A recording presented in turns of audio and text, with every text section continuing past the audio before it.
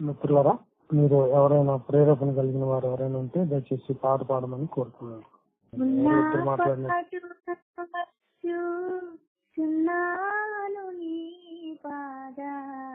సన్నిధి రక్షక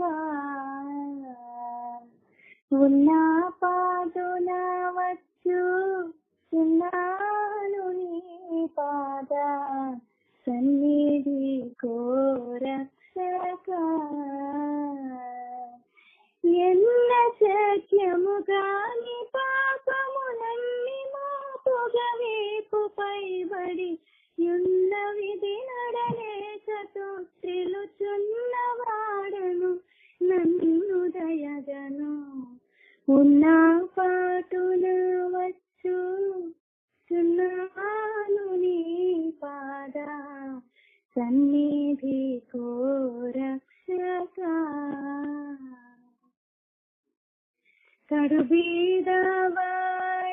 కడుబీదవాడనందుడను దౌర్భాగ్యుడను చెడిపోయి పడి ఉన్నాను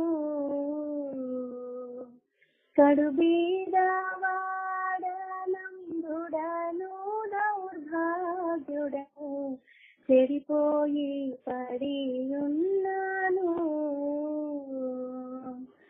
తోడివడిన నామదికి స్వస్థత చెడిన కనులకు దృష్టి భాగ్యము బడయవలసినవన్నీ నీకే బడయుటకు నా ఎడనుడాయదే ఉన్నా పాటున వచ్చు చున్నాను నీ పాద సన్నిధి రక్షక దరిలేని ఆనందకరమైన నీ ప్రేమ పరమే వర్ణన చేయను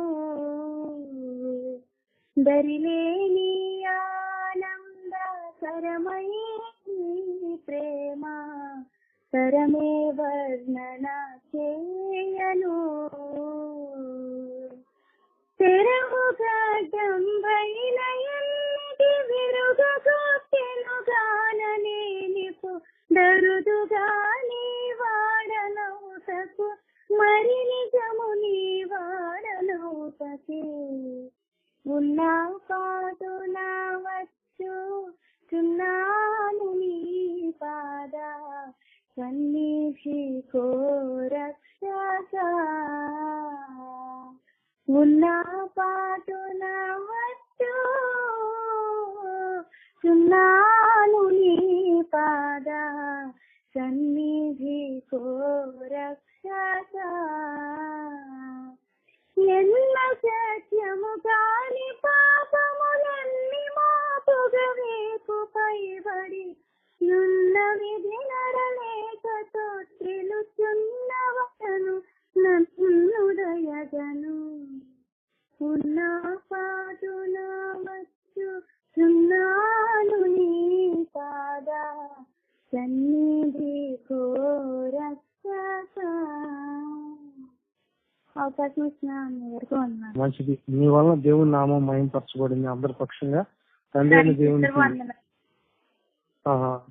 దేవునికి చక్కగా నా స్తుతులు స్తోత్రాలు చెల్లిస్తూ మీ ఆశీస్సులు మీకు నా ఆశీస్సులు తెలియజేస్తూ జాగ్రత్త వాక్యం అనేది ఈ గణప వాక్య తెలియలో మనం నడిపించటకు హైదరాబాద్ నుంచి సోదరులు దేవప్రసాద్ గారు మనకు సిద్ధంగా ఉన్నారు. వారు ప్రార్థన చేసి మనం వాక్య జ్ఞానంలోకి నడిపిస్తారు. వందనాలండి. ప్రార్థన చేసి కార్యక్రమం. వందనాలన్నా.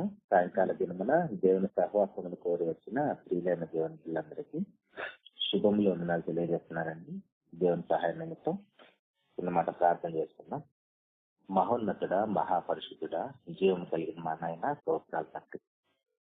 ఉదయం మీతో సహవాసం మొదలుకొని సాయంకాలం మీతో సహవాసం చేసేంత వరకు నాయన మా ప్రయాణాల్లో, పనిపాటల్లో, ఉద్యోగ వ్యాపారాల్లో మీరు తోడునీడుగా ఉండి క్షేమంగా మమ్మల్ని అందరినీ ఇక సాయంకాలం తిరిగిన మీ సహవాసానికి చేర్చిన మీ ప్రేమను బట్టి స్తోత్రాలు తండ్రి. నాయన ఈ రోజు మీరు మా కోసం సిద్ధం చేసిన పరలోక సంబంధం వర్తమానాన్ని మేమందరం కూడా నాయన హృదయపూర్వకంగా అంగీకరించే మంచి మనసును విచక్షణ జ్ఞానాన్ని, పరిశుద్ధాత్మ సహాయాన్ని బోధిస్తున్న నాకును ఇంటి మిత్రులందరికీ అనుగ్రహించిన నాయన. ఆ మనున్నతులను వెలిగించబడిన వారమై ప్రతి విషయాన్ని అర్థం చేసుకుంటూ కృపను అనుగ్రహించిన తండ్రి. అలుపుడు నేను మీ పిల్లలతో ఈ సత్యవాక్యములనైనా మా ఆత్మను రక్షించే శక్తి కలిగిన మాటలను అందించిన ఉండగా మంచి వాక్శక్తిని అనుగ్రహించిన తండ్రి. పరిశుద్ధాత్మ సహాయంతో నడిపించిన నాయన. ఈ కార్యక్రమం అంతా మీ నామాన్ని మహిమకరంగా జరిగించమని క్రీస్తు ప్రభు నామములో ప్రార్థించి అడిగి వేడుకుంటున్నాము తండ్రి. ఆమేన్. ప్రభునందు ప్రియమైన దేవుని వర్లారా, దేవుని మహాకృపను బట్టి ఈరోజు అపోస్తుల కార్యాలు 10వ అధ్యాయము మనం ఈ 10వ అధ్యాయంలో ఉన్న కొర్నేలి గారి కుటుంబానికి సంబంధించి ఆ కుటుంబం ద్వారా దేవుడు మనకు బోధిస్తున్న బోధను మనం నేర్చుకునే ప్రయత్నం చేద్దామండి. అపోస్తుల కార్యాలు 10వ అధ్యాయము మొదటి నుంచి. ఈ సందర్భం అంతా మనందరికి బాగా పరిచయము, ఎన్నోసార్లు విని ఉంటాము. కానీ విన్న ప్రతిసారి కూడా, చదివిన ప్రతిసారి కూడా బైబిల్ గొప్పతనం ఏంటంటే ఏదో ఒక కొత్త విషయాన్ని మన ఆత్మలకు దేవుడు నేర్పిస్తూనే ఉంటాడు. దానిలో భాగంగానే దేవుడు ఈ రోజు మనతో ఏమేమి మాట్లాడాలనుకుంటున్నాడు మనం జాగ్రత్తగా విచక్షణ జ్ఞానంతో అర్థం చేసుకునే ప్రయత్నం చేద్దాం. ఈ ఇటలీ పటాలం అనబడిన పటాలంలో శతాధిపతి అయిన కొర్నేలి అని భక్తి పరుడప్పుడు కైసరియలో ఉండెను. 2వ వచనంలో మనం జాగ్రత్తగా చూడవలసిన విషయము, అతడు తన ఇంటి వారందరితో కూడా దేవుని యందు భయభక్తులు గలవాటై ఉండి ప్రజలకు బహు ధర్మం చేస్తూ ఎల్లప్పుడూ దేవునికి ప్రార్థన చేయువాడు. ప్రియ దేవుని సంగమా, ఈ కొర్నేలి గారు యూదులు గాని ఇశ్రాయేల్ జనం కాదు, వీరు అన్ని జాతికి సంబంధించిన వాడు. అయినప్పటికీ కూడా మరి ఈ కొర్నేలి గారికి ఇంత భయము, భక్తి, దేవునికి ప్రార్థన చేయాలని, ధర్మ కార్యక్రమాలు, దేవుని స్వరూపంలో చేయబడిన ప్రజలకు ధర్మ కార్యక్రమాలు చేయాలని ఆయనకు అలాంటి మంచి ఆలోచన ఎలా వచ్చిందో మనకు తెలియదు. కానీ ఒకవేళ వచ్చి ఉంటే 22వ వచనములో ఆయన గురించి రాయబడిన మాట, అందుకు వారు నీతిమంతుడును దేవునికి భయపడేవాడును యూదా జనులందరి వల్ల మంచి పేరు పొందిన వాడునైనా శతాధిపతి కొర్నేలి అని ఉంది ఇక్కడ. అంటే యూదా జనులందరి వల్ల మంచి పేరు పొందాడు. అంటే ఈ కొర్నేలి గారు ఎవరితో సహవాసం కలిగి ఉన్నాడు? ఈయన మనలాగా సాదాసీద మనిషి కాదు, 100 మందికి నాయకుడు.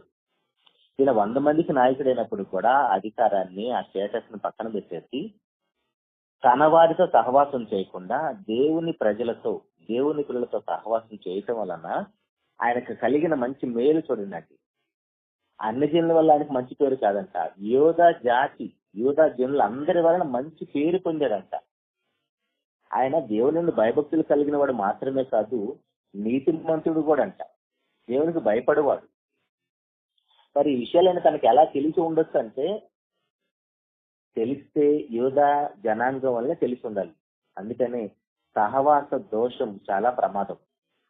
మనం ఉదయం నిద్రలేసిన దగ్గర నుంచి ఎవరెవరితో సహవాసం చేస్తున్నామో, స్నేహం చేస్తున్నామో, ఎవరితో కలిసి ఉంటున్నామో ఖచ్చితంగా చెక్ చేసుకోవాల్సిన అవసరం ఎంతైనా ఉంది.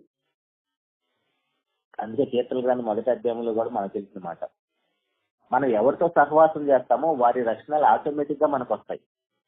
అఫ్కోర్స్ క్రైస్తవులుగా, క్రైస్తవ కుటుంబాల్లో పుట్టి పెరిగినా కూడా మనకి అలాంటి లక్షణాలు రావటం లేదు. కానీ క్రైస్తవేతరులు ఎవరైతే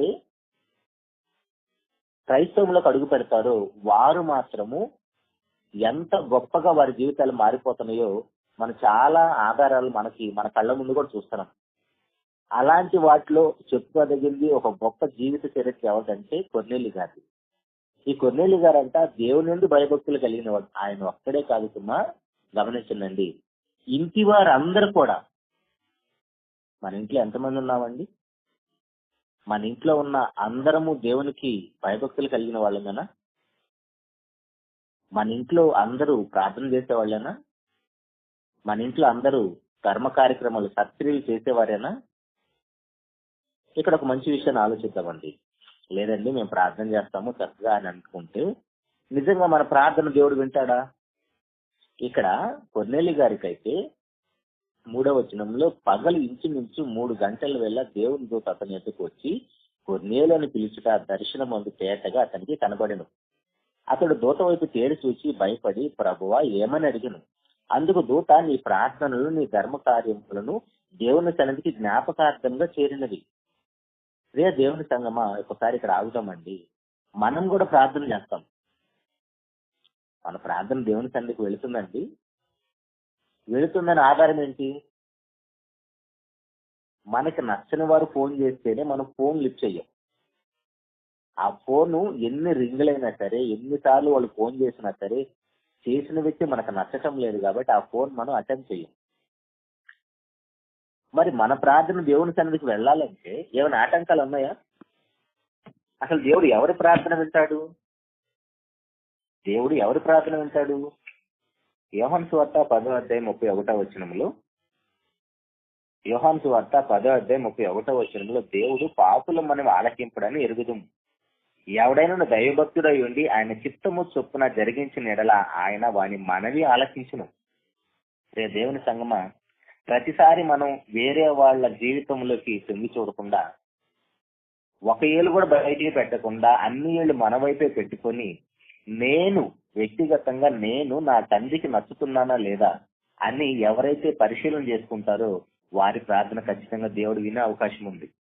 ఇంకా నీతిమంతుల ప్రార్థన కూడా దేవుడు వింటాడు. పేతురు గారు రాసిన మొదటి పత్రిక 3:12 పేతురు గారు రాసిన మొదటి పత్రిక 3:12 ప్రభు కన్నులు నీతిమంతుల మీదను ఆయన చెవులు వారి ప్రార్థనల వైపున ఉన్నవి కానీ ప్రభు ముఖము కీడు చేయ వారికి విరోధముగా ఉన్నది.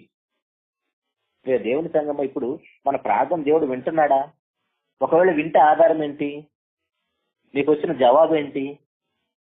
ఇప్పుడు కొర్నేలి గారికి అయితే పరలోకం నుంచి ఒక దేవదూతే వచ్చేసి, కొర్నేలి నువ్వు చేసిన ప్రార్థన, నువ్వు చేసిన ధర్మ కార్యక్రమాలు దేవుని సన్నిధికి జ్ఞాపకార్థంగా వచ్చినాయి అంట. ఒకవేళ దేవుని సన్నిధికి జ్ఞాపకార్థంగా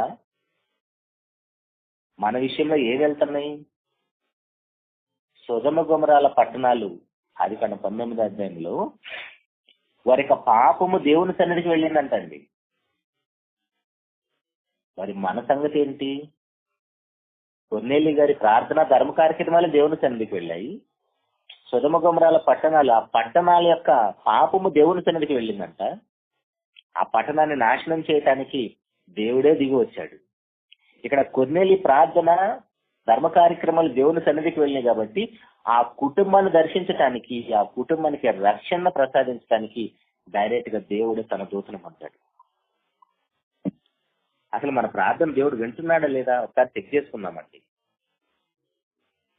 యెషయా గ్రంథము 59:1 మాట.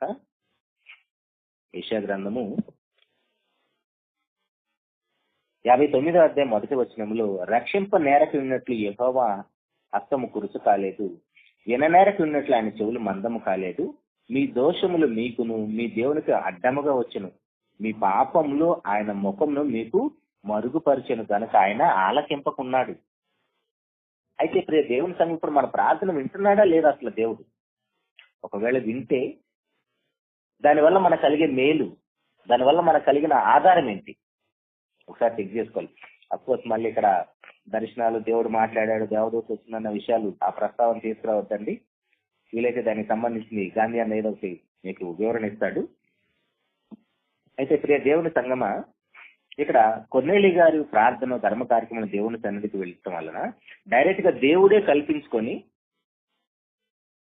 ఒక వ్యక్తి కోసం, ఒక కుటుంబం కోసము సృష్టికర్త అయిన దేవుడు, 3 లోకాల చక్రవర్తి, సకల యుగంలో రాజు అయిన దేవుడు కేవలం ఒక కుటుంబంని ఎంత జాగ్రత్తగా పరిశీలనగా చూస్తున్నాడో చూడండి. అందుకే దేవుడు మనం చూస్తున్నా చూడకపోయినా, మనం ఎక్కడున్నా ఏం చేస్తున్నా సరే మనము దేవుని పిల్లలుగానే బ్రతకాలి. పాపమీన యూదా జనాంగంలో పుట్టినవాడు కాదు, ఇశ్రాయేలు జనాంగంలో పుట్టినవాడు ఏం కాదు. కానీ యూదా జనాంగంతో సహవాసం చేయటం వలన వాళ్ళను చూసి వారి అలవాట్లు నేర్చుకొని ఈయన ఎంత భక్తిపరుడుగా ఉన్నాడు. యూదా జనాంగానికి కూడా అంత భక్తి ఉందో లేదో తెలియదు. అలాంటి భక్తిపరుడు కోసము దేవుడు పరలోకం నుంచి ఒక దూతను పంపించాడు.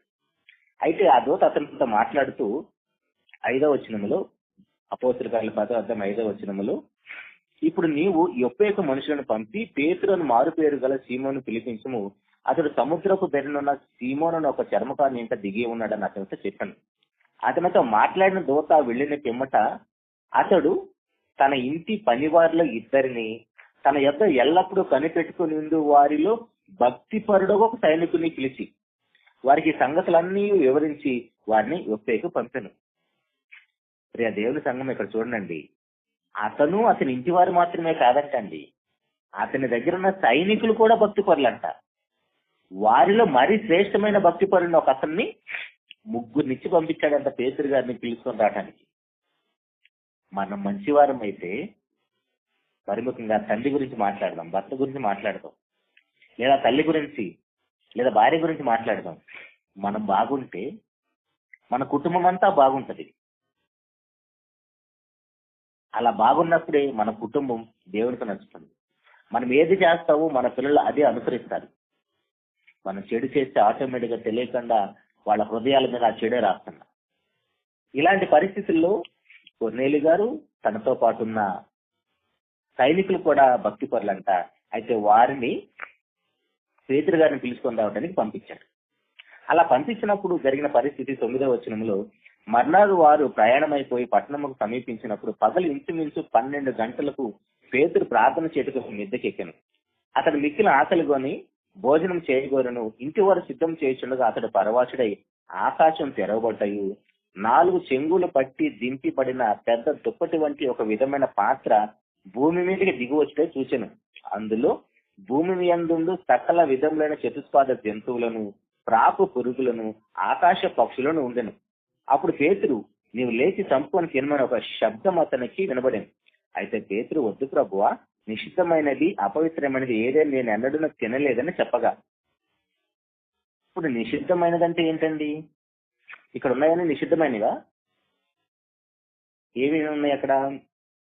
సకల విధములైన చతుస్పాద జంతువులను, ప్రాకు పురుగులను, ఆకాశ పక్షులు, ఇవన్నీ కూడా యూదా జనాంగానికి నిషేధించబడ్డాయా? కొన్ని ఇవి యూదులు ఎంత నిష్ఠ కలిగిన వారు చూడనండి. ఇవన్నీ కూడా చూడటానికి అసభ్యంగా ఉన్నాయి కాబట్టి పేతురు గారు వద్దన్నారు. మరి ఇలాంటి యూదా జనాంగంలో ఉన్న దానియేలు గారు ఏమంటున్నాడు? ఒకసారి దానియేలు గ్రంథం 1వ అధ్యాయము 8వ వచనంలో చూడండి. దానియేలు గ్రంథం 1వ అధ్యాయం 8వ వచనంలో కూడా, రాజు భుజించు భోజనమును పానము చేయ ద్రాక్షరసమును పుచ్చుకొని తను అపవిత్రపరచుకొనకూడదని దానియేలు ఉద్దేశించాడంట. అక్కడేమో మంచివి కాదు కాబట్టి వద్దన్నాడు అనుకుంటే, ఇక్కడ రాజుగారు తినే ఆహార పదార్థాలనే వద్దన్నాడు. యూదా జనాంగం దేవుడు చెప్పిన మాటలను ఎన్ని సంవత్సరాలు గడిచినా, ఎన్ని తరాలు గడిచినా సరే ఎంత ఖచ్చితంగా పాటిస్తున్నారో చూడండి. మరి ఎందుకు వారికి నిషిద్ధమైనది ఇలాంటివన్నీ అంటే, లేవి కాండము 11వ అధ్యాయంలో 43వ వచనం చూద్దాం ఒకసారి. లేవి కాండము 11వ అధ్యాయము 43వ వచనములో, ప్రాకు జీవరాశిలో దేనినైనా తిని మిమ్మును మీరు హేయపరుచుకొనకూడదు, వాటి వలన అపవిత్ర అగునట్లు వాటి వలన అపవిత్ర కలగజేసుకొనకూడదు. నేను మీ దేవుడని యెహోవాను, నేను పరిశుద్ధుడిని గనుక మీరు పరిశుద్ధులై ఉండునట్లు మిమ్మును మీరు పరిశుద్ధపరచుకొనవలెను. నేల మీద ప్రాకు జీవరాశిలో దేని వలనను మిమ్మును మీరు అపవిత్రపరచుకొనకూడదు. లాంటి ఆజ్ఞ యూదా జనాంగానికి ఉంది కాబట్టి పేతురు గారు ఆకాశం నుంచి, అది దేవుని దగ్గర నుంచి వచ్చిందే కదండి, అంటే దేవుని దగ్గర నుంచి వచ్చినా సరే తనకున్న చట్టాన్ని ఆయన ఎంత చక్కగా గౌరవించాడో చూడండి. ఇది దేవుని దగ్గర నుంచి వచ్చిందని మనలాగా ఆతృతో తినలేదు. అలాగనే రాజుగారి భోజనం వచ్చింది కదా అని దానియేలు గారు తినలేదు. వారు ఎంత ఖచ్చితంగా ఉన్నారో చూడండి.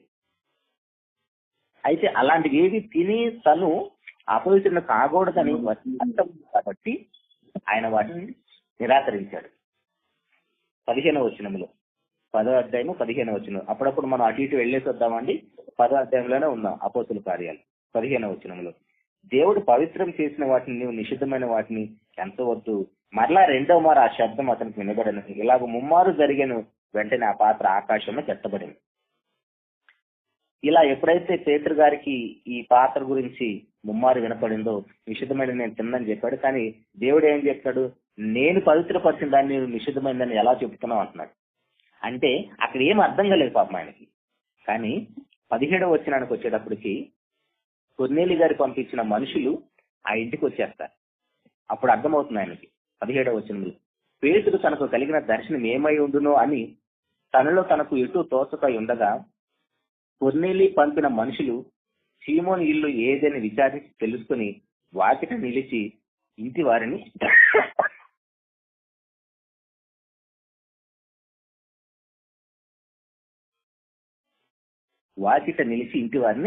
పిలిచాను. పేతురు అను మారు పేరు గల సీమోని ఇక్కడ దిగి ఉన్నాడని అడిగారు. పేతురు ఆ దర్శనం గురించి యేషించుచుండగా ఆత్మ మరలా పరిశుద్ధాత్మ ఆయన ఏమని మాట్లాడుతుంటే, ఇదిగో 3 మనుషులు నిన్ను వెతుకుతున్నారు. నీవు లేచి క్రిందికి దిగి సందేహింపక వారితో కూడా వెళ్ళము, నేను వారిని పంపి ఉన్నానని అతనితో చెప్పాను. పేతురు ఆ మనుషులు ఎదుగు దిగి వచ్చి, ఇదిగో మీరు వెతుకువాడు నేనే, మీరు వచ్చిన కారణం ఏమని అడిగాను. అయితే అక్కడ వాళ్ళు పేతురు గారితో ఏమని చెప్తున్నారు, ఇందాక మనం చదువుకున్నాం. అందుకు వారు, నీతిమంతుడును దేవునికి భయపడేవాడును యూదా జనులందరి వల్ల మంచి పేరు పొందిన వాడినైనా శతాధిపతి కొర్నేలి అని ఒక మనుషుడు ఉండెను. అతడు నిన్ను తన ఇంటికి పిలవనంపించి నీవు చెప్పు మాటలు వినవలనని పరిశుద్ధ దూత వలన బోధింపబడినని చెప్పిరి. అప్పుడు అతడు వారిని లోపలికి పిలిచి ఆతిథ్యం ఇచ్చారు. అయితే ప్రియ దేవుని సంఘం ఆలోచించనండి, అసలు ఎందుకు పరలోకం నుంచి ఒక దేవదూత కొర్నేలి ఇంటికి రావాల్సి వచ్చింది? ఎందుకు పేతురు గారిని కొర్నేలి ఇంటికి వెళ్ళమని కొర్నేలి గారికి వర్తమానాన్ని పంపించాడు? అట్ ద సేమ్ టైం పేతురు గారి దగ్గర కూడా వర్తమానాన్ని పంపించేసి వాళ్ళిద్దరు కలుసుకున్నట్టు ఒక మీటింగ్ ఏర్పాటు చేశాడు. ఎందుకంటే కొర్నేలి గారికి ప్రార్థన, భయభక్తులు కలిగిన వాడు, ధర్మ కార్యక్రమం అన్ని చేస్తున్నాడు. కానీ ఆయనకు కొదువైంది ఏంటంటే రక్షణ. ఆయనకి రక్షణ కావాలి, అన్నీ ఉన్నాయి, కానీ ఆ కుటుంబానికి ఏం లేదంటే రక్షణ లేదు. ఆయన దేవుని ఎంత భయభక్తులు కలిగిన వాడో చూసాం, ఎంత నీతిమంతుడో చూసాం. డైరెక్ట్ గా ఆయన ప్రార్థన చేసి దేవుని సన్నిధికి వెళుతున్నాయి. కాబట్టి అలాంటి భక్తి పరుడికి ఏది కొదువైందంటే రక్షణ కొదువైంది. 23వ వచనంలో, మర్నాడు అతడు లేచి వారితో కూడా బయలుదేరిన యూదావారైన కొందరు సహోదరులు వారితో కూడా వెళ్ళిరి. మర్నాడు వారి కైసరులో ప్రవేశించిరి. అప్పుడు కొర్నేలి తన బంధువులను, ముఖ్య స్నేహితులను పిలిపించి వారి కొరకు కనిపెట్టుకొని ఉండెను. ఇక్కడ ఒకసారి ఆలోచించిందండి, కొర్నేలి గారి ఇంటికి ఎవరెవరిని పిలిచారు? 24వ వచనంలో, వారు కైసరేలో ప్రవేశించిరి. అప్పుడు కొర్నేలి తన బంధువులను, ముఖ్య స్నేహితులను పిలిపించి వారి కొరకు కనిపెట్టుకొని ఉండెను. సహజంగా మన ఇళ్ళకి బంధువులు ఎప్పుడు వస్తారండి? ఏదైనా సెలవులు ఇచ్చినప్పుడు కానీ, చావులు, దినాలు, పెళ్లిళ్ళు, పేరెంటాలు జరిగినప్పుడు మన ఇంటికి బంధువులు వస్తారు. కానీ కొర్నేలి గారింటికి రక్షణను దేవుడు ప్రసాదిస్తున్నప్పుడు, కొర్నేలి గారింటికి దేవుడు రక్షణ ప్రసాదిస్తున్నప్పుడు, కొర్నేలి గారు చేసిన గొప్ప విందు, గొప్ప పండగ, ఒక పెద్ద మీటింగ్ ఏంటంటే తన ఇంటికి దేవుడు రక్షణ దయచేస్తున్నాడు. కాబట్టి ఎవరైనా పిలిచాడంట? తన బంధువులను, ముఖ్య స్నేహితులు అందరినీ పిలిచాడు. ఇప్పుడు సహజంగా ఆయన పిలిస్తే ఎంతమంది వచ్చి ఉండొచ్చండి? మామూలుగానే ఆయన భయభక్తులు కలిగిన వాడంట, ధర్మం చేసేవాడంట. ఇప్పుడు దాన ధర్మాలు చేసేవారి చుట్టూ ఎంతమంది ఉంటారు? ఎప్పుడు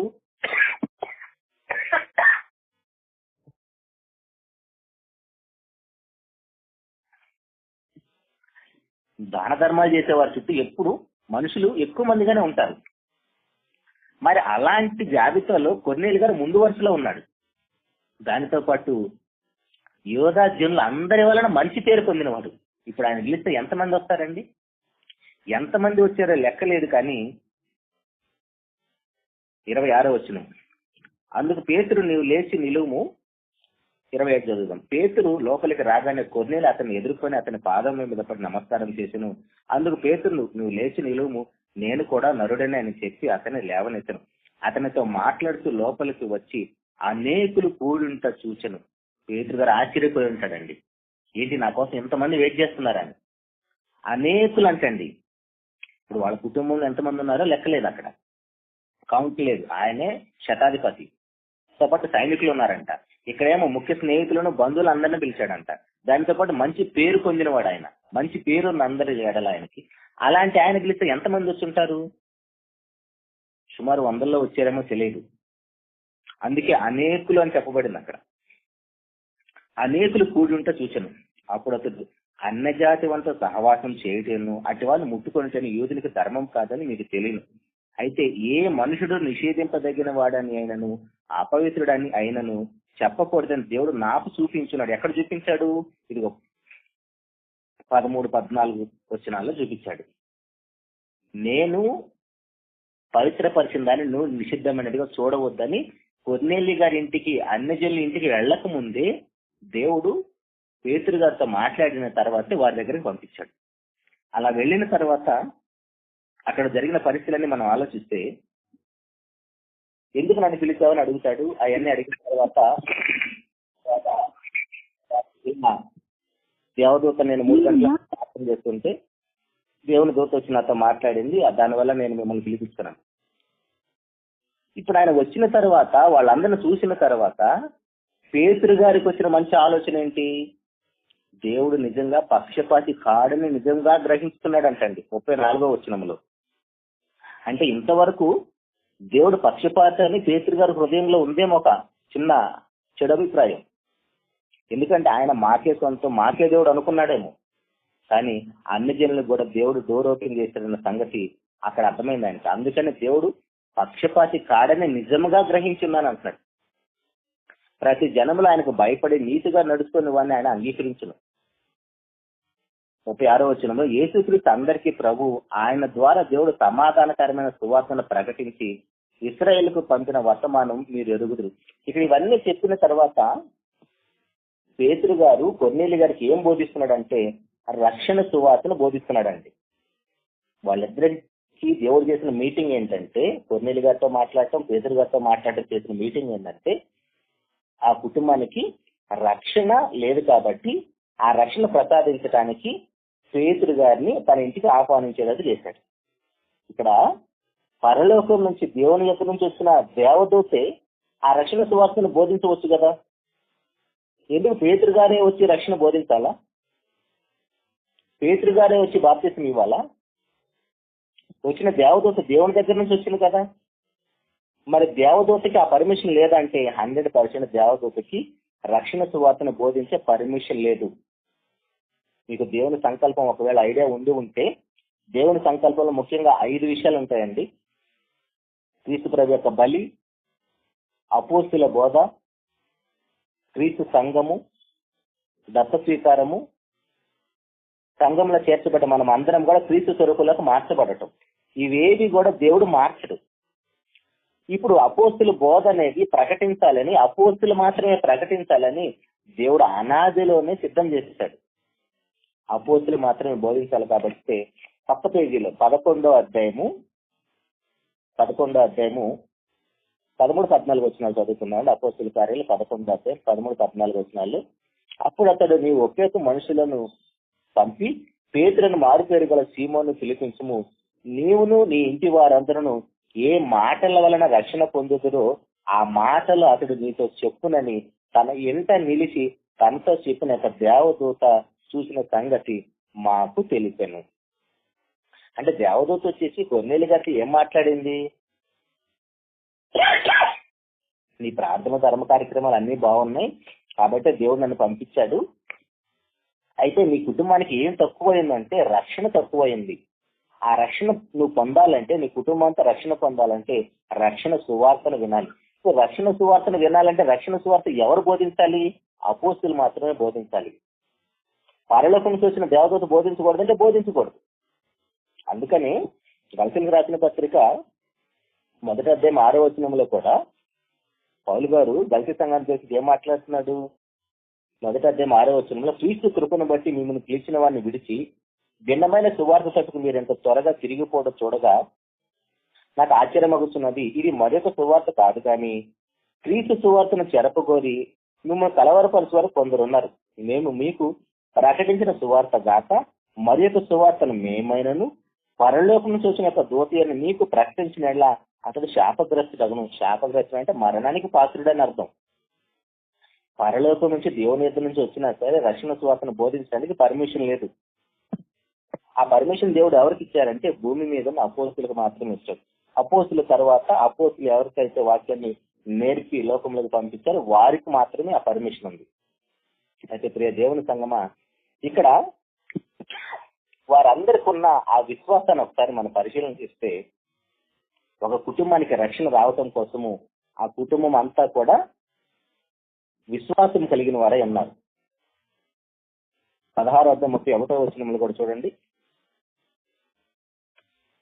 ఇక్కడ జైలు అధికారి కూడా కుటుంబం అంతా కూడా రక్షించబడ్డారు. ఎలా రక్షించబడ్డారు? వారికి ఉన్న విశ్వాసాన్ని బట్టి. 16 అపోస్తుల కార్యాలు 31 అందుకు వారు ప్రభు అని యేసునందు విశ్వాసం ఉంచుము, అప్పుడు నీవును నీ ఇంటి వారును రక్షణ పొందుదురని చెప్పాను. దేవుని యందు మనకైతే విశ్వాసం ఉంటేనే, యేసు ప్రభు యందు మనకు విశ్వాసం ఉంటేనే మనకి దేవుడు రక్షణ ప్రసాదిస్తాడు. మనం ఎక్కడున్న అడవిలో ఉన్న చాలా మంది ప్రశ్నిస్తున్నారు ఏమనంటే, ఏమంటే మనకైతే ఇప్పుడు అన్ని సదుపాయాలన్నీ కొంతమందికి ఎలాంటి అవకాశాలు లేకుండా ఎక్కడెక్కడ అడవుల్లో దీవులు ఉంటారు కదా, మరి వారి పరిస్థితి ఏంటి? వాళ్ళకి దేవుడు రక్షణ ఇవ్వడా? వాళ్ళు చచ్చిపోతే నరకానికి వెళ్ళిపోతారు అంటున్నారు. రక్షణ ప్రసాదించేవాడు దేవుడు. ఇప్పుడు కొర్నేలి గారు రక్షణ ప్రసాదించమని ఆయన అడిగాడండి. ఆయన చేసిన ధర్మ కార్యక్రమాలు, ఆయన చేసిన ప్రార్థనలు బట్టి అతనికి ఆయన కుటుంబానికి ఏది అవసరంగా ఉందో వారు కోరుకోవలసిన మార్గాన్ని, ఆ కుటుంబం కోరుకోవలసిన మార్గాన్ని దేవుడే కల్పించుకొని వారికి తెలియజేశాడు. యోహాను సువార్త 1:12 కూడా, యోహాను సువార్త 1:12 తను ఎందరు అంగీకరించితుడో వారికి అందరికీ, అనగా తన నామమందు విశ్వాసం ఉంచిన వారికి దేవుని పిల్లలగుటకు ఆయన అధికారం అనుగ్రహించెను. 3:16 కూడా విశ్వాసం ఉంచాలని చెప్తాడు. వాటి ప్రియ దేవుని సంగమా, మనం కోరుకోవలసిన మార్గాన్ని డైరెక్ట్ గా దేవుడే కల్పించుకొని మనకు తెలియజేస్తాడు.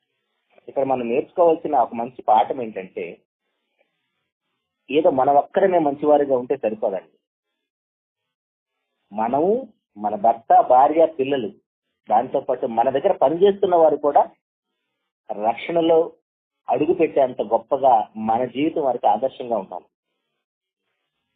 అలా ఉన్నప్పుడు మనము దేవుడు మనకు అవసరమైన, మనం కోరుకోవాల్సిన మార్గాన్ని దేవుడే కల్పించుకొని తెలియజేస్తాడు.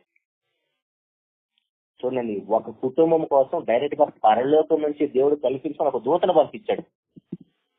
నువ్వు నిజంగా దేవుని కోసం బ్రతుకుతుంటే, నీకు ఒకవేళ రక్షణ భాగ్యం లేకపోతే ఈ రోజు నిన్ను కూడా దర్శిస్తాడు దేవుడు. ఏదో ఒక రూపాన, ఏదో ఒక వాక్య రూపంతో, ఏదో ఒక సేవకుని ద్వారా నీతో కూడా మాట్లాడతాడు. అఫ్కోర్స్ అప్పట్లాగా దేవదూతలు వచ్చి మాట్లాడే రోజులు కాదు కాబట్టి. కాకపోతే మనం ఏం చేయాలంటే, దేవుని యందు భయభక్తులు కలిగిన వాళ్ళమే ఉండాలి. మనం అన్ని జనులమైనప్పుడు కూడా మన సహవాసం మాత్రము దేవుని పిల్లలతో ఉండాలి. అందుకే వీలైనంత ఎక్కువగా దేవుని పిల్లలతో కలిసటానికి, మాట్లాడటానికి టైం స్పెండ్ చేయండి. లోకంతో మనం సహవాసం చేశామనుకోండి, లోకాశల్లోనే పడిపోతాం. కాబట్టి దేవుని సంగమా, ఇక్కడ మనం ఖచ్చితంగా నేర్చుకోవాల్సిన విషయాలు ఏంటంటే, కొర్నేలి గారు ఒక్కడు మాత్రమే భక్తిపరుడు కాదు, కొర్నేలి కుటుంబం అంతా కూడా భక్తిపరులు. ఆయన దగ్గర ఉన్న సైనికులు కూడా భక్తిపరులు. ఎందుకు ఇదే విషయాన్ని పదే పదే చెప్తున్నానంటే, అలాంటి జీవితం మన దగ్గర లేదు కాబట్టి. మన కుటుంబంలో అందరూ భక్తిపరులు కాదు, మన కుటుంబంలో అందరూ ప్రార్థనా పరులు కాదు, మనకు ధర్మం చేసే అలవాటే లేదు. పిసినిగొట్టుగా ఒకవేళ ఎవరైనా అడుక్కున్న వాళ్ళు వస్తే వెతికి మరి చిల్లరిస్తాం. ఇంకా కొందరు మాట్లాడుతున్నారు, అడుక్కునే వాళ్ళకి పెద్ద పెద్ద ఇళ్ళు ఉన్నాయి, కార్లు ఉన్నాయి, మళ్ళీ వాళ్ళు వడ్డీలు తీసుకున్నారంటారు. వాళ్ళు ఏం చేసుకుంటే నీకెందుకు? నిన్ను దేవుడు ధర్మం చేత మర్చిపోవద్దని చెప్పాడు. చెయ్యి. తీసుకున్న దానికి వాళ్ళు దేవుడికి లెక్కప్పు చెప్పుకుంటారు. నువ్వైతే దేవుని దృష్టిలో ధర్మం చేస్తున్నావు తెలిసిపోతుంది కదా. కాబట్టి మన ప్రార్థన దేవుడు వినాలంటే మనము దేవుడికి నచ్చిన వారమే ఉండాలి. మనం నీతి మంతులమై ఉండాలి. పాపులు మనం ఆయన వినడని చెప్పాడు, నీతి మంతులు మనమే వింటానని చెప్పాడు. రోజు ప్రార్థన చేస్తే అలవాటు ఉన్న మనకి మన ప్రార్థన వింటున్నాడు లేదా చెక్ చేసుకోవాలి. లేదా అలా కాకుండా సొదమ గుమరాల పరిస్థితి వెళ్ళినట్టుగా దేవుని సన్నిధికి ఒకవేళ మన పాపం వెళితే, మన ఆలోచన వెళితే, మనం చేసిన పాపపు కార్యక్రమాలన్నీ వెళితే, మనం నడిచిన నడకలు వెళితే, అది ఎంత భయంకరం ఆలోచించిందండి. ఇక్కడ ఈ కుటుంబాన్ని రక్షించడం కోసం దేవుడే దిగొచ్చాడు, ఒక దూతను పంపించాడు. సొదమ గుమరాలను నాశనం చేయడానికి దేవుడే దిగొచ్చేసి అగ్ని గంధకాలతో కాల్చేశాడండి. నేను భయపెట్టడానికి మాట్లాడలేదు, కానీ లోకంలో ఉన్న పరిస్థితులు చూస్తుంటే మనకు అర్థమవుతుంది. ఎప్పుడు ఎటు నుంచి మరణం వస్తుందో తెలియదు. దేవుని సేవకులైన, విశ్వాసులైన, అన్యులైన అందరూ హఠాన్ మరణం అయిపోతున్నారు. నిన్న చూసే మనం రాజమండ్రిలో నాని గారు, అంత పెద్ద వయసు కూడా ఏం కాదు, సడన్ గా చనిపోయాడు పాపం. ఐబీపీ ఉందంట, 10 రోజుల నుంచి టాబ్లెట్ వాడటం మానేశాడంట. దయచేసి ఏ రోగాలు ఉన్నా, బీపీ ఉన్నా, షుగర్లు ఉన్నా, థైరాయిడ్లు ఉన్నా టాబ్లెట్స్లు వాడండి. కాకపోతే అప్పుడప్పుడు కిడ్నీ టెస్ట్ పరీక్షలు చేయించుకుంటా ఉన్నాడు. సడన్ గా మానేశాడు. ఆ దేవుని పరిచర్లో బిజీగా ఉండి మానేశాడంటండి పాపం. దేవుని పరిచర్లో బిజీగా ఉండి ఆ సంగతి మర్చిపోయారు. దేవుని సేవలో ఉన్న దైవ సేవకులకి కుటుంబం అంతా కూడా సహకారులుగా ఉండాలండి. పాపం మా తల్లి మరి మర్చిపోయిందో, ఆ బిడ్డలు మర్చిపోయారు, ఆయన మర్చిపోయాడో తెలియదు, కానీ కుటుంబం ఇప్పుడు తండ్రి లేకపోతే, భర్త లేకపోతే ఆ కుటుంబ పరిస్థితి ఎలా ఉంటుందో ఆలోచించండి. అది వాళ్ళ కుటుంబానికి కాదు, రేపు మనకు కూడా రావచ్చు. నిన్న ఆయన, ఈ రోజు మనం కావచ్చు, రేపు కావచ్చు, లేదా ఏదో ఒక రోజు ఆ రోజు అనేది మనకు వస్తుంది, ఖచ్చితంగా రావాలి కూడా. అప్పుడే మనం దేవుని సన్నిధికి వెళ్ళగలుగుతాం. ఆయనైతే దేవుని సేవ చేస్తూ వెళ్ళిపోయాడండి. మరి మన పరిస్థితి ఏంటి? మన ప్రార్థన దేవుని సన్నిధికి వెళుతున్నా, ధర్మ కార్యక్రమాలు వెళ్తున్నాయా, మన పాపం వెళుతుందా? ఒకవేళ నిజంగా మన ప్రార్థన దేవుడు వింటుంటే మనల్ని రక్షించడానికి ఏదో ఒక సేవకుని మన ఇంటికే పంపిస్తాడు. ఏదో ఒక రూపాన మనకు అవసరమైన, మనం కోరుకోవాల్సిన మార్గాన్ని దేవుడు తెలియజేస్తాడండి. దానిలో భాగంగానే కొన్ని సంవత్సరాలుగా ఉదయం, మధ్యాహ్నం, సాయంత్రం శ్రమను కాకుండా కుటుంబం అంతా కూడా దేవుని పక్షాన నిలబడి, ఆ హెల్త్ సరిగ్గా ఉన్నా లేకపోయినా, డ్యూటీల పరిస్థితులు సరిగ్గా ఉన్నా లేకపోయినా దేవుని ప్రజలను రక్షించాలని ఎంత కష్టపడి ప్రయాసతోటి దేవుని పరిచయం కొనసాగిస్తున్నారండి. మన వంతుగా మనం చేసేది జస్ట్ వాళ్ళకి సపోర్ట్ చేయడం అంతే. మన వల్ల అవతలకు డిస్టర్బెన్స్ లేకుండా వీళ్ళతో మన ద్వారా డిస్టర్బెన్స్. ఇప్పుడు మాట్లాడే వాళ్లే కదండి మీటౌట్ అవ్వాలి. ఎందుకు మధ్యలో డిస్టర్బెన్స్ చేస్తున్నారు? ఎంతమంది వింటున్నారో తెలియదు. ఒక్కసారి మనం మీటౌట్ అయితే అందరికీ డిస్టర్బెన్స్ ఉంటుంది. అంటే దేవుని సంగమా, దేవుడు మనల్ని చూస్తూ ఉన్నాడు. కొర్నేలి గారిని ఎలాగైతే చూస్తూ ఉన్నాడో, ఖచ్చితంగా ఈ రోజు నిన్ను, నన్ను, నా కుటుంబాన్ని, మీ కుటుంబాన్ని, మనం ఎక్కడెక్కడ తిరుగుతున్నా, ఏం చేస్తున్నా అన్ని చూస్తున్నాడు. దేవుని దృష్టికి కనబడిన సృష్టం అంటే ఏదీ లేదండి. ఆరిన నేల ఎంత, నేల మీద మనిషిగా మనం ఎంత, మన జీవితం ఎంత. మనం ఎక్కడ తిరిగినా దేవుడు చూడలేదని అనుకోవద్దు. అటు ప్రియ దేవుని సంగమా, అలాంటి మంచి నిర్ణయాలతోటి మనం బ్రతికినప్పుడు ఖచ్చితంగా దేవుడు మన కోరుకోవాల్సిన మార్గాన్ని తెలియజేస్తాడు. ఒక మంచి విషయాన్ని జ్ఞాపకం చేసి ముగిస్తానండి. 44వ వచనం రండి ఒకసారి. 10వ అధ్యాయం 44వ వచనంలో పేతురు ఈ మాటలు ఇంకా చెప్పుచుండగా, అంటే రక్షణ సువార్తను వారు ఇంకా బోధిస్తూ ఉండగానే అతని బోధ విన్నవారు అందరి మీదకి పరిశుద్ధాత్మ దిగెను. సున్నతి పొందిన వారిలో పేతురు కూడా వచ్చిన విశ్వాసులందరూ పరిశుద్ధాత్మ వరము అన్యజనుల మీద సైతం కుమ్మరించబట్ట చూసి విభ్రాంతి నొందిరి. ఏలయనగా వారు భాషలతో మాట్లాడుచు దేవుని గణపరచుచుండగా వినిరి. ఇక్కడ గమనించారండి, సహజంగా ఇప్పుడున్న చట్టాన్ని బట్టి పరిశుద్ధాత్ముడు మనలోకి ఎప్పుడు వస్తాడు? ఇది అపోస్తుల కార్యాలు 2వ అధ్యాయం 39వ వచనంలోని మాట. అపోస్తుల కార్యాలు 2వ అధ్యాయం 39వ వచనంలో 38వ వచనం. పేతురు, మీరు మారు మనసు పొంది పాప క్షమాపణ నిమిత్తం ప్రతి వారు యేసుక్రీస్తు నామమున బాప్తిసం పొందిరి, అప్పుడు మీరు పరిశుద్ధాత్మను వరమును పొందుదురు. ఎప్పుడు పరిశుద్ధాత్మను వస్తున్నాడు? బాప్తిసం పొందినప్పుడు వస్తున్నాడు. కానీ ఇక్కడ కొర్నేలి ఇంటిలో ఉన్న వారు అందరి మీదకి వాక్యం వింటున్నప్పుడే పరిశుద్ధాత్ముడు దిగేశాడంట అండి. పరిశుద్ధాత్ముడు దిగిన తర్వాత అప్పుడు మరలా వాళ్ళు బాప్తిసం పొందానంటే యేసునామములో. కానీ ఇప్పుడు లోకంలో మనం చూస్తుంటే పరిశుద్ధాత్ముడు దిగాడని అల్లర్లు, నీళ్లు గల్లటాలు, డాన్సులు, గోలలు, అవన్నీ చూస్తే వాళ్ళు బైబిల్ చదువుతున్నారు అనుకోవాలండి.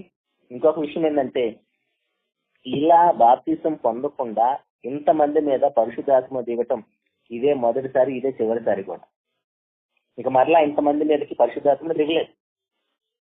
ఎందుకంటే అది దేవుడు కల్పించుకొని అన్ని జనులందరి మీదకి ఒక్కసారి, పక్షపాతం నాకు లేదు, యూదా జనాంగం అలాంటి వారు అన్ని జనులకు నాకు సమానమని రుజువు చేస్తూ దేవుడు వారు అందరి మీదకి, వాక్యం విన్న వారు అందరి మీదకి పరిశుద్ధాత్మను దిగాడంట.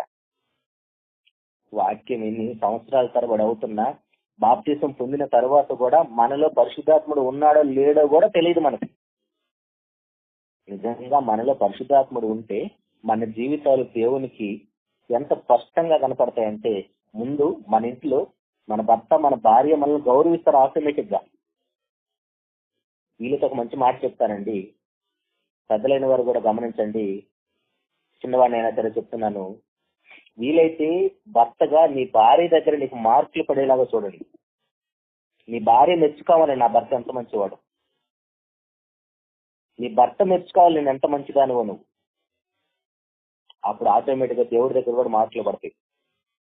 ఇక్కడ వేషధారులుగా కాదండి, నిస్వార్థ పరులుగా క్రీస్తు ప్రభు యొక్క స్వరూపంలోకి మార్చబడటం అంటే ఒక మాట చూద్దాం. రోమాపత్రిక 8వ అధ్యాయము 28, 29 వచనాల్లో, రోమాపత్రిక 8వ అధ్యాయము 28, 29 వచనాల్లో, దేవుని ప్రేమించే వారికి అనగా ఆయన సంకల్పం చొప్పున పిలువబడిన వారికి మేలు కలుగుటకై సమస్తమును సమకూడి జరుగుతున్నవని ఎరుగుదము. మేలు కలుగుటకై సమస్తమును సమకూడి జరుగుతున్నది. ఎందుకనగా తన కుమారుడు అనేక సహోదరులు జ్యేష్ఠగినట్లు దేవుడు ఎవరిని ముందుగా ఎరిగిన వారు తన కుమారునితో సారూప్యం గలవారగుటకు వారిని ముందుగా నిర్ణయించను.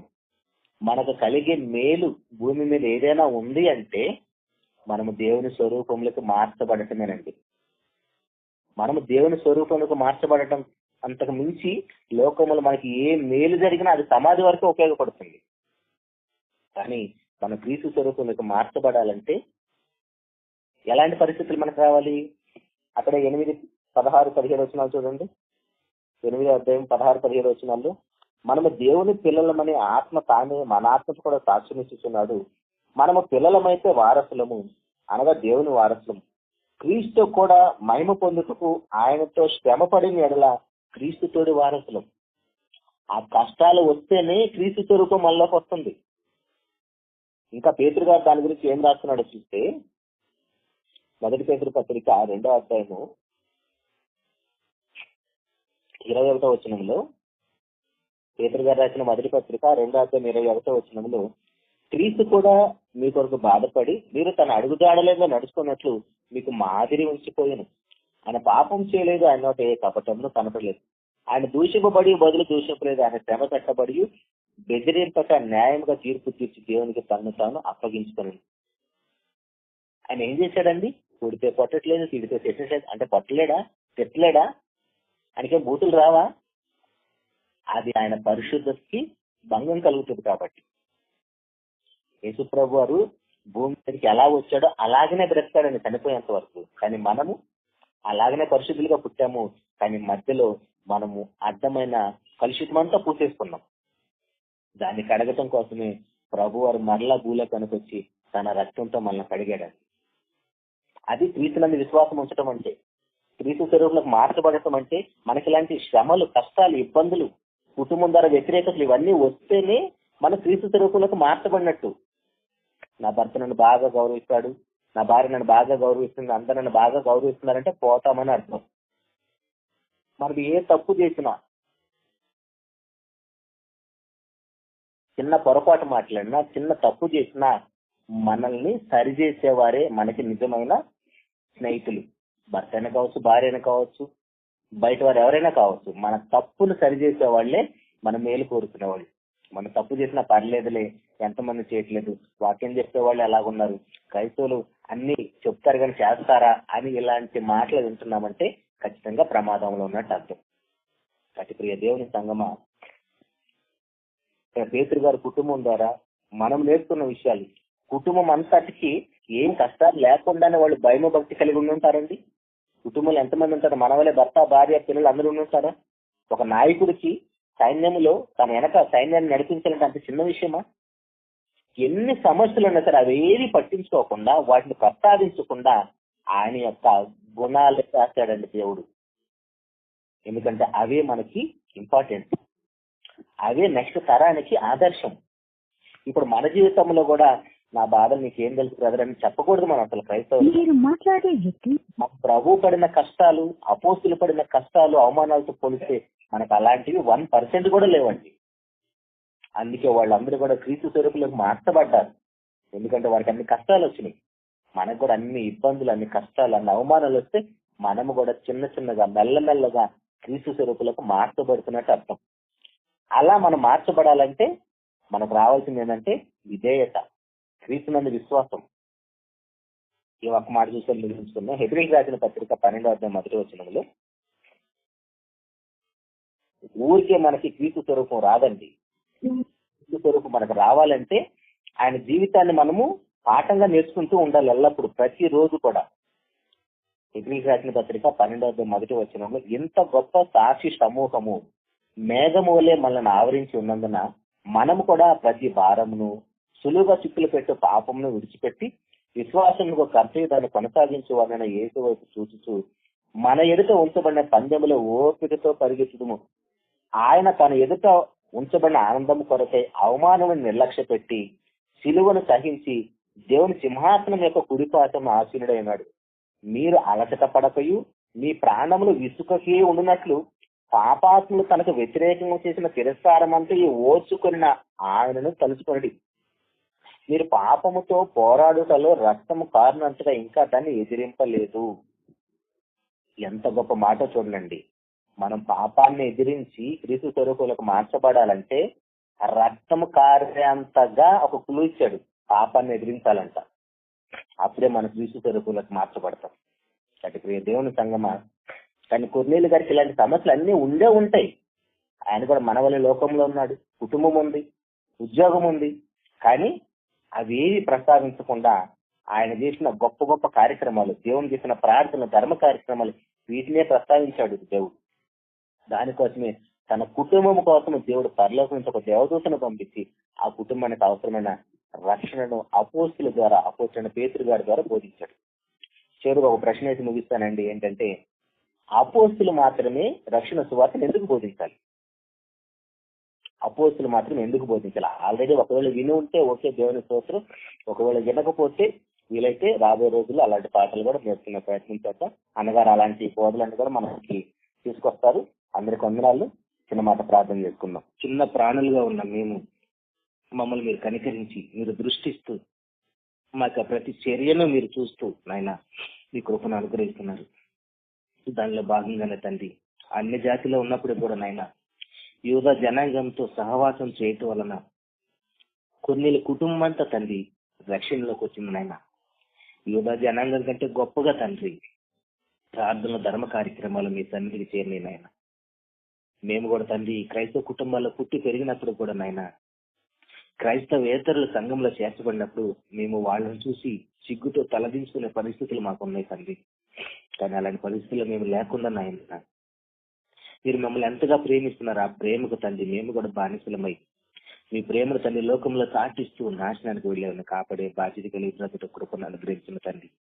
కొన్నేళ్ళు గారి కుటుంబం ద్వారా కుటుంబంలో ఉన్న అందరూ తండ్రి, తనతో పాటు తన సైనికులు కూడా భక్తి పరులుగా ఉండేటట్టు ఆయన తన జీవితాన్ని ఒక పాఠంగా పెట్టాడు తండ్రి. వాళ్ళకి కుటుంబం అంతా పాఠాలుగా ఉన్నారు తండ్రి. భర్త, భార్య, పిల్లలు, సైనికులు అందరూ తండ్రి ఈ రోజు మాకు పాఠాలు నేర్పుతున్నారు తండ్రి. మరి మా కుటుంబం ద్వారా ఎంతమంది పాఠాలు నేర్చుకుంటున్నారు? మా భర్త, మా భార్య, మా పిల్లలు మా నుంచి ఏమి నేర్చుకుంటున్నారు? మాతో సహ ఉద్యోగులు తండ్రి, పనివారు తండ్రి మమ్మల్ని చూసి ఏమి నేర్చుకుంటున్నారు? సమస్తం మీకే తెలుస్తుంది. నిశ్చితమైతే ఇలాంటి కుటుంబ జీవితాల ద్వారా తండ్రి మేము కూడా ఆదర్శవంతమైన జీవితాలు జీవించటకు కృపను అనుగ్రహించిన తండ్రి. విన్న వాక్యం తండ్రి మీ బిడ్డలు అందరి హృదయాల్లో ఫలించేలా కృపను అనుగ్రహించిన నాయన. అల్పుడు నా అయోగ్యుడైన నేను మీ పిల్లలతో పంచుకున్న మాటల్లో అనాలోచనగా సందర్భంగా మాట్లాడితే అయితే నన్ను క్షమించిన నాయన. ఉన్నతంగా మీకు వాక్యం నాకు నేర్పండి తండ్రి. నేను బ్రతుకుతూ నా కుటుంబాన్ని బ్రతికిస్తూ శరీరంలో ఉన్నంతకాలం తండ్రి మీ నామానికి మహిమకరంగా వాక్యాన్ని బోధించటకు కృపను అనుగ్రహించిన తండ్రి. నాయన ఈ కార్యక్రమంలో భాగంగా గంధన్ గారి కుటుంబం తండ్రి తనకు సహకారులు కూడా అనేక మంది నాయన మీ బిడ్డలకు రక్షణ సువార్తను వినిపించడానికి ఉదయం, మధ్యాహ్నం, సాయంత్రం మొదలుకొని ఎంతో ప్రయాసపడుతుండగా మీ బిడ్డలకు తండ్రి మీ చిత్తమైతే సంపూర్ణమైన ఆరోగ్యాన్ని ఇవ్వండి తండ్రి. వారి యొక్క ప్రతి చర్యను మీరు చూస్తున్నారు నాయన. వారు ఎలాంటి పరిస్థితుల్లో మీకు పరిచర్య చేస్తున్నారని మీరు చూస్తున్నారు కాబట్టి వారికి రావాల్సిన పరిశ్రమను ఆశీర్వాదాలు మీ బిడ్డకు అనుగ్రహించిన నాయన. ఈ కార్యక్రమంలో పాల్గొన్న మీ బిడ్డలు అందరి విషయమే ప్రార్థిస్తున్నాం. వ్యక్తిగతంగా వారి కుటుంబాల్లో ఉన్న సమస్యల విషయమే ఉచితమైతే పరిష్కారాన్ని చూపించండి. అనారోగ్య సమస్యలతో బాధపడుతున్నప్పుడు మీ దయగలతో ముట్టి స్వస్థపరచండి తండ్రి.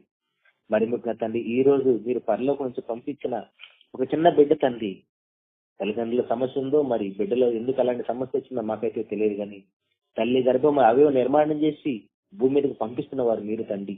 ఆ బిడ్డ తన అనారోగ్య సమస్యతో పుట్టిందని ఉన్నాం తండ్రి.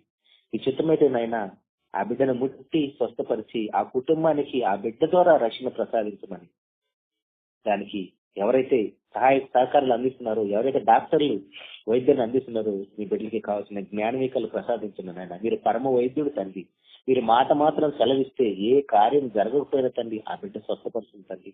అలాంటి కృప ఆ బిడ్డకి ఆ కుటుంబానికి మీరు దయచేయమని, ఆ పరిసర ప్రాంతాల్లో ఆ బిడ్డ ద్వారా అనేక మంది మీ వైపు తిరిగేటట్టు ఉచితమైతే కార్యం జరిగించమని, ప్రభు రాకడ ఆలస్యమైతే మేము ఇంకా శరీరాలు ఉంటే మరోసారి ఈ విధంగా కలిసిన భాగ్యం మా అందరూ ప్రసాదించమని మీ యొక్క ప్రియకుమారుడు మా ప్రభు యేసుక్రీస్తు వారి పరిశుద్ధమైన నామంలో ప్రార్థించి అడిగి వేడుకుంటున్నాము తండ్రి. ఆమేన్. అందరికి వందనాలండి. Thank you.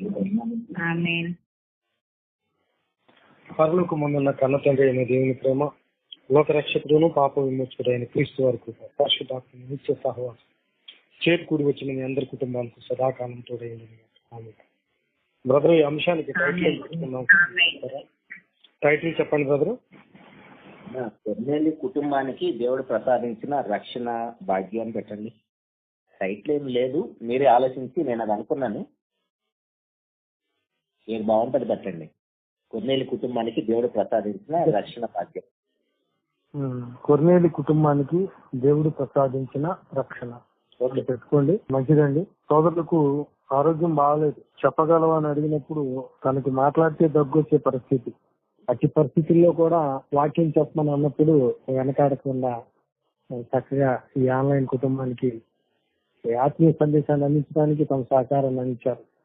వారికి క్రీస్తు పేరిట ఈ ఆన్లైన్ కుటుంబ పక్షంగా నా నిండు వందనాలు శుభములు తెలియజేస్తున్నాను. మరి వందనాలు బ్రదర్.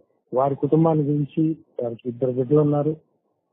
మరి కార్పెంటర్ వర్క్ లో సహోదరులు కష్టపడి పనిచేసుకుని ప్రభు పరిచర్యలో కొనసాగుతున్నారు. వారి కుటుంబాన్ని బట్టి కూడా మీ వ్యక్తిగత ప్రార్థనలో జ్ఞాపకం చేసుకుని కోరుకుంటూ, రేపు ఉదయకాల సమయంలో సహోదరులు జయప్రకాష్ గారు, రేపు సాయంకాల సమయంలో మైకేల్ గారు మనకి దైవ సందేశం అందిస్తారు.